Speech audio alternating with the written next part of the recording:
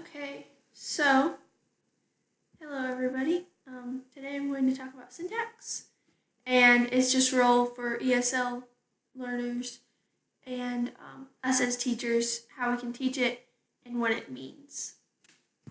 So, what is syntax, you might be asking? So, syntax is the study of how words are combined to create phrases and clauses of a sentence. So, all languages have the same building blocks and the same names like they have names for people, places, and things. And in English, that's nouns. They have names for actions or things that link, like verbs. They have verbs that describe, like adjectives and adverbs. But all languages arrange these things in different orders, and that involves with their syntax. So, for example, with English, we arrange the subject before the verb, but other languages might arrange those things differently. And they arrange adjectives and nouns differently as well. So basically, syntax deals with word order, and it helps us to understand the who did what to whom, when, where, and how. So for example, with the sentence, the man passed the volleyball to the girl yesterday, syntax tells us that the man, or the subject of the sentence, passed the volleyball, so he passed it, so that's the verb, to the girl. So we know who, the man, did what, passed, to whom, the girl, when is yesterday. So syntax just really helps us understand meanings orderly, because if you switched that and you said the girl passed the volleyball to the man yesterday, that changes who is doing the action and who is receiving the action. So there are about 4 views of grammar, and linguists typically view grammar as synonymous with syntax, but some of these definitions are a little bit different than what syntax would be. So for the first one, the functional command of sentence structure. So this deals heavily with Chomsky's view that all humans have a universal grammar, or we have an innate ability to come up with rules and an innate capacity for language. It's basically a set of internalized rules. And his universal grammar combines syntactical information as well as phonological, morphological, semantical, and pragmatical parts of the language. The next one is description of syntactical structure. So this just describes how different linguists are trying to describe how sentences that people use are organized. Chomsky tried to explain this with like a small number of rules that can describe an infinite number of sentences. Because think about it, these internal rules, but you can make an infinite number of sentences daily that you've never really heard of before, so it'd be impossible for you to have a rule for every single sentence that is possible. Others view grammar as a rhetorically effective use of syntactic structures.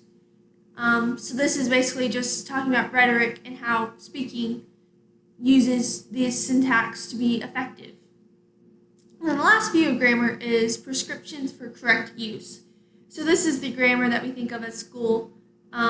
So like how you should arrange sentences to be grammatically correct, or how we believe that sentences should be used in the correct way. Yes. So to come up with a syntax theory, we linguists break the theory down into different things. So they break speech into discrete units, first off, and these discrete units of the speech are the words. So syntax, of course, is the study of word order in a clause. So linguists study the clause rather than a sentence because it has both a subject and a verb, and it has all those, which are the different components within English. They also just study simple sentences, so those are just a subject and a verb, as well as compound and complex sentences, which combine different clauses. And this just kind of shows there's a linear order to words. Like we literally organize our words based on a specific rule, such as the subject goes before the verb. Then you see distinctions between words and try to categorize them based on content words or function words. So, yeah. Then you might group the words. So, phrases are described by their functions. So, like noun phrases and adjective phrases and verb phrases, those are described by the way that the phrase is functioning in the sentence. So these different phrases can then serve different functions. So those are how those are structured. And then these phrases have different functions, like the subject of a sentence or the verb of a sentence. So a noun phrase can function as the subject of a sentence, but it can also function as the direct object of a sentence. So these different phrases can have different functions. Then you define the dependencies among the units. So this is how the different constitutes or the components of the sentence are connected, essentially. So, for example, with the hungry man ate his delicious feast, his is dependent on man because it's a pronoun that's referring back to man. So in this sentence, man is the subject, or the hungry man would be a noun phrase. Ate is the verb, and ate his delicious meal would be the predicate of the sentence. And then his delicious feast, that's the object of the sentence. Yes.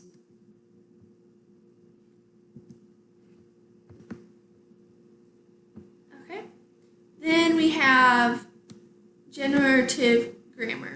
So this is deals with Chomsky's theory of syntax, which breaks syntax into two things. We have the surface structure, which is what we say, and then the deep structure is what we mean. So there's a limited number of deep structure sentences, but an unlimited number of surface structure sentences. And basically, we learn how to shift those around the deep structure sentences into a multitude of surface level sentences. So that's why we have all this variation of how to say different things. So for example, you can say, did you eat, or you ate. Did you eat would be more of the deep structure sentence because it's the more basic one, and you ate, didn't you, or yeah, will be the surface structure because it's been transformed. And this just Chomsky kind of refers to this because of the ambiguity in some sentences. That's how he figured this out. For example, you might say there's a fork in the road. Now, we would understand you mean like there's a difficulty that came up with that, but according to that sentence, you could also have a literal fork in the road.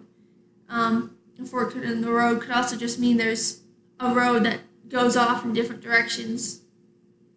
So there's a bunch of ambiguity. For example, surface structure can have two different deep structure meanings, for example, with the fork in the road, or deep structure can have two different or more different surface structure meanings. So, like the example, you ate, didn't you, or did you eat? They're kind of the same surface deep meaning, but they've been structurally changed. So to make these different deep structure, to transform the different deep structures into surface structures, we may move things around or add or subtract words, and linguists try to determine how these deep structure meanings are related to surface structure meanings. And in Chomsky's government binding theory, instead of trying to explain all of the possible ways that a sentence can be transformed, he tries to explain the different ways that a sentence can't be transformed. So this is kind of what children do. They create rules for deep structures, and then they create rules of some surface structures that just aren't possible, instead of trying to come up with rules over what surface sentences are possible. Because as I said earlier, surface structures, there's an unlimited amount. So trying to determine how many possible structures that there would be very, very difficult. I think he really explains this well with his quote, "We can greatly simplify the description of English and gain new and important insight into its formal structure if we limit the direct description in terms of phrase structure to a kernel, or like a little bit of basic sentences, simple, declarative, active, with no complex verb or noun phrases, deriving all other sentences from these, more properly from the strings that underlie them, by transformation, possibly repeated." So this is just really driving in home the point that you have these deep structure meanings, and these are more basic sentences that have been transformed to create these surface structures. So, yeah. So how do linguists come up with these syntax rules? There's so many of them, and you're probably like, how did they come up with these? Well, they do it much like a scientist would figure something out. So just as a scientist, they start with a question. So they start asking what is a question that they want to try to figure out involving sentence structure. Then they gather information about rules that are considered grammatically correct by native speakers. So they kind of get some information on what sentences speakers use and what sentences that are viewed correct by native speakers. Then they form a rule based on this data, which then becomes the hypothesis.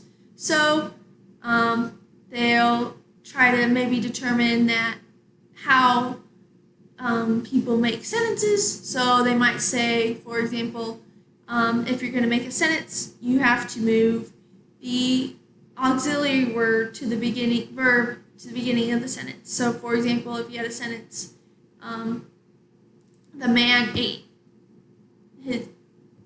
eat his food, then according to their hypothesis, which is moving the auxiliary word to the beginning of the sentence, you would say did the man eat his food? And then they test this hypothesis against other sentences in the language. So they just come up with a bunch of different sentences that they try to kind of counterexample what their hypothesis is. And if they find one, then they revise their hypothesis. For example, with the auxiliary one hypothesis we just came up with, the man did eat his food. Did the man eat his food? Well, if you don't have an auxiliary verb, or like if you don't have one of those linking verbs, then the man ate his food. How would you transform that into a question according to that hypothesis? So they would revise that and say that if there isn't an auxiliary verb, then you just put it at an auxiliary verb that's a form of do at the front of the sentence. So, did the man eat his food?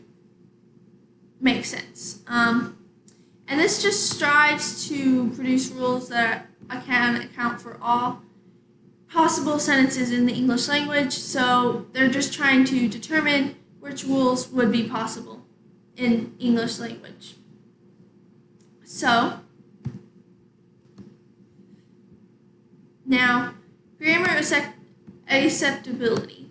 So linguists base this on the intuitions of native speakers. So that just kind of is talking about how, as a native speaker, we have these intuitions in ourselves about what sounds right and what doesn't sound right. And it's really hard for us to explain why it doesn't sound right, but we just know it doesn't. So, for example, you may hear a thing that says the fat red stone versus the red stone fat, or the red fat stone. And fat red stone just sounds a little bit better, but it's hard for us to explain exactly why. And this just is explaining kind of those implicit rules that we have as native speakers that we can't really explain. And linguists are looking to describe syntactical structures that native speakers use, not prescribe the correct ones.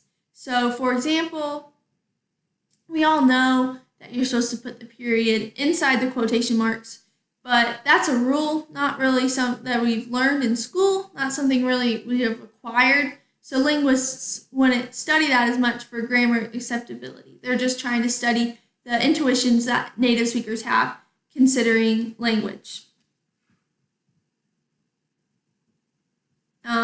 So how do linguists describe English? So there's a linear order to it. That's just kind of describing the order in which the words appear in a sentence. So like subjects, verbs, objects, then so like there's a subject first, and then you got the verb, then you got the object if it's an action verb, or a subject complement if it's a linking verb. And that's just kind of the linear order that English sentences kind of go through. Then you have morphological word categories. So those are just like the parts of speech that we've been learning about forever in our childhood. So like nouns, verbs, adjectives, adverbs, stuff like that. And then there's sentence constituents. So those are the words or phrases that make up a part of the sentence, and they can serve different functions. So linguists differentiate between structure and function. So for example, a noun clause, that's the structure of a clause. So the big red man. The big red man, that's a noun clause. And that's the structure of that. But that structure component, that noun clause, can function in a variety of different ways. It can be the subject of a sentence. So the big red man ate his food. That's the subject. It can also be the object of a sentence. So the team passed to the big red man. And a variety of different functions that noun clause can serve. There are. The function is determined by the position in the sentence. So that makes sense because subjects come first, and then you got verbs, and then objects. So whatever function that the structure is going to function as, it's going to come in that order of the sentence. So syntax is order of words, and constitutes are functions, and they're determined by the order of the sentence. So that makes perfect sense because the function is determined where it's found in the sentence.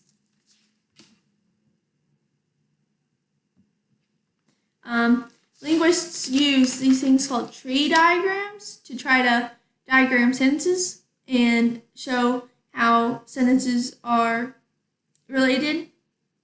So to diagram sentence, this is just a really simple one. I'll explain real quick. So this S is referencing the sentence, and then you've got the NP, so that's represents the like a noun clause basically, and that's the subject. And then you also have one for the object.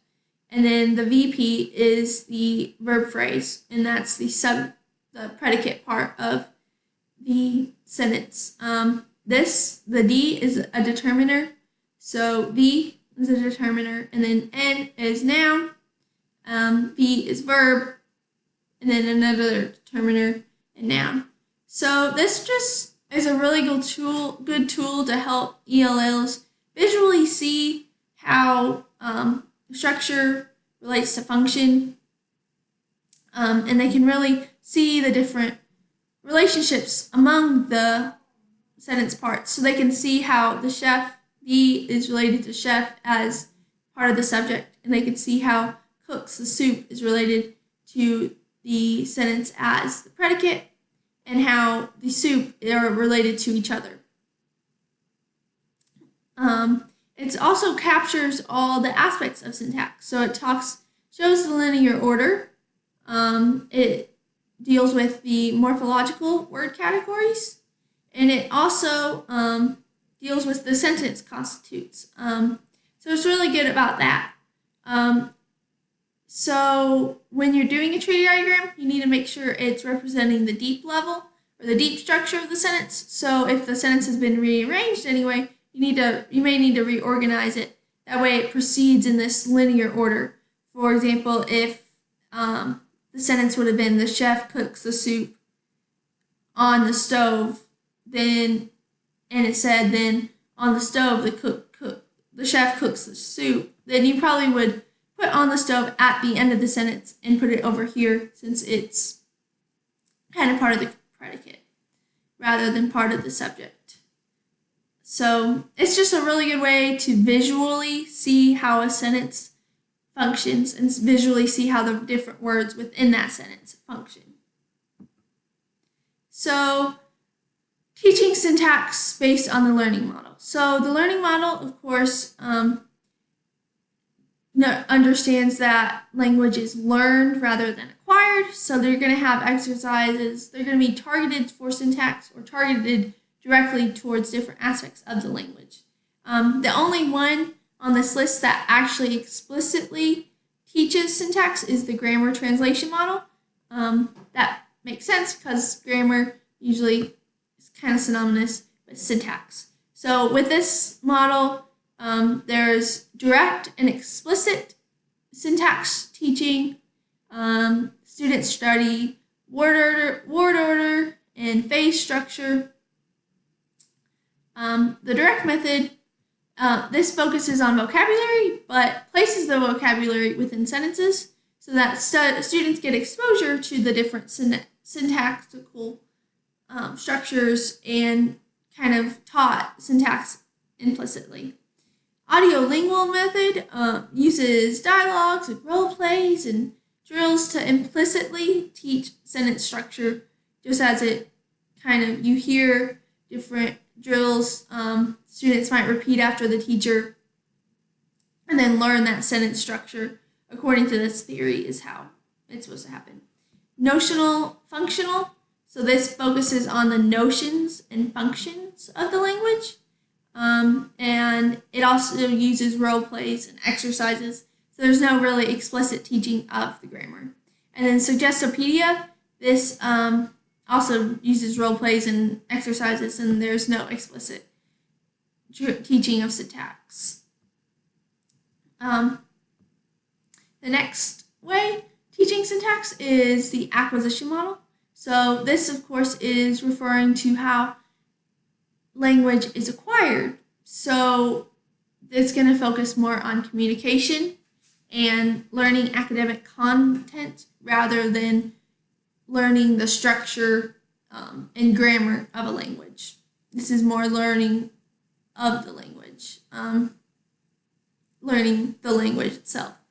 So the first one is the silent way, and this may use Cartesian rods. So there's these rods, they're color-coded, and you can make them different color codes to signify the different parts of speech. So you might have reds be verbs and yellows be nouns and stuff like that. And then when students arrange the different words with those rods in order, they're going to visually see different patterns that arise. So they visually see these different syntax and sentence patterns.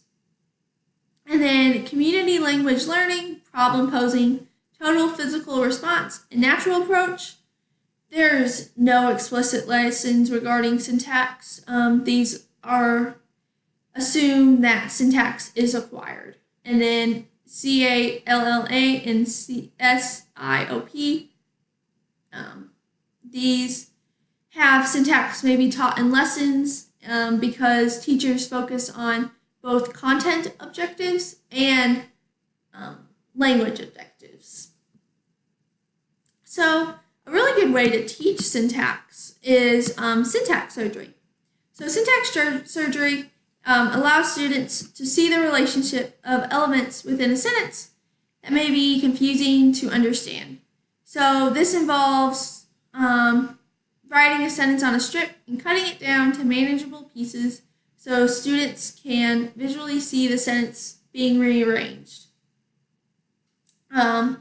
It helps students with sentences that might have different or difficult word orders. So things that might conflict with their first language or home language, and they can visually see it being rearranged into the correct order.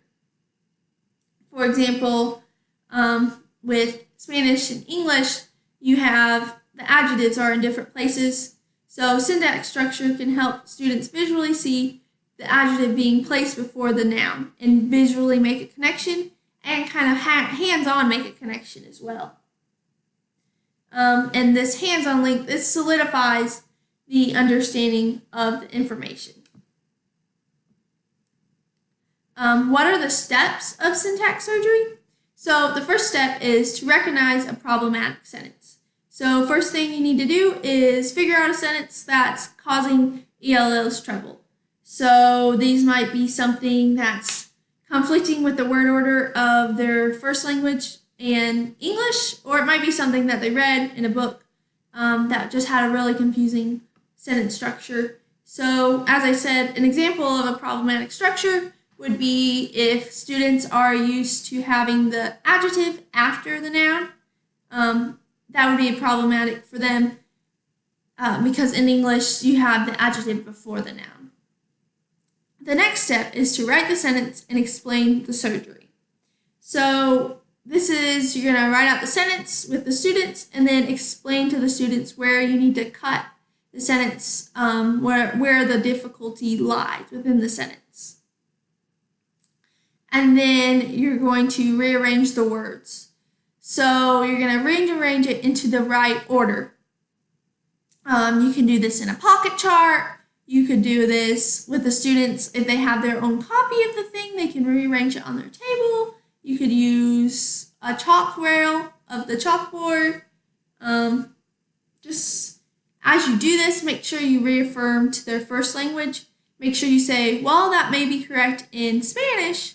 The proper word order in English is blah, blah, blah. So just making sure that you're still respecting their first language is really important because first language skills are really important as ELLs learn their second language, and it's really important for them to have a respect for their home language. You also want to, of course, have students practice with similar sentences. So this practice just reaffirms what you're teaching them and really helps them understand the different syntax and what the proper structure should be. And then the last step is to postpone the lesson if it would interfere with students' communication.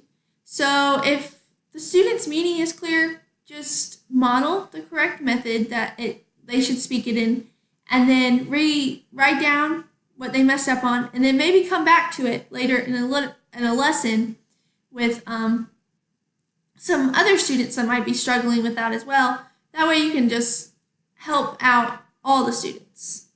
So, for example, a problematic sentence may be, I love my house red.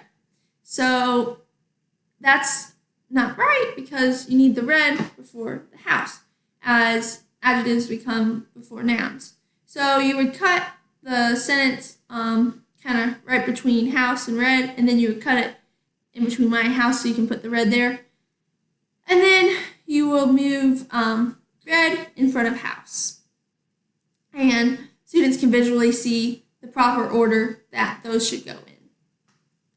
And I really liked how this uses the Band-Aids just to kind of make it a little bit more fun, showing the word order, and that's kind of a fun way for them to do that. And here are my sources. Just kind of as a little recap, we talked about syntax, what that means, different ways to teach it in the different theories. We talked about syntax surgery. We talked about Chomsky's views on generative grammar. We talked about how linguists come up with these syntactical theories. Yeah, so thank you for joining me.